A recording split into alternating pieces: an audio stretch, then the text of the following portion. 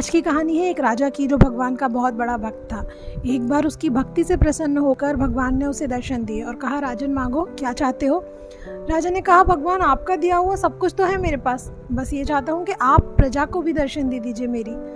भगवान ने उससे मना किया, लेकिन वो राजा नहीं माना। तो भगवान ने कहा, ठीक है, सुबह एक निश्चित समय दिया, इस समय तुम अपनी प्रजा को लेकर पहाड़ी पर पहुंच जाना, मैं सबको दर्शन दूंगा।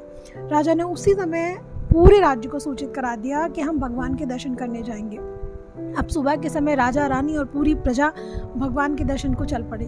थोड़ा आगे बढ़ते हैं, देखते हैं चांदी के सिक्कों का पहाड़ मिलता है। चांदी के सिक्कों को देखकर राजा की आधी प्रजा उस चांदी को कलेक्ट करने के लिए भाग जाती है। राजा रोकने का प्रयास करता है, लेकिन नहीं रोकते।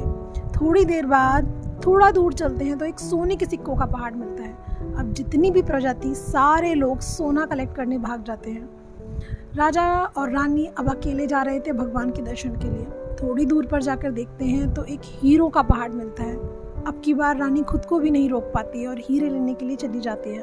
अब राजा अकेला भगवान के सामने पहुंचता है तो भगवान कहते हैं, राजन, कहाँ है तुम्हारी प्रजा। राजा मुस्कुराते हुए समझ जाता है कि जहाँ हमारा ध्यान होता है हमें हमेशा वही चीज़ मिलती है। वाकई में हम भगवान से चाहते हैं, भगवान को नहीं।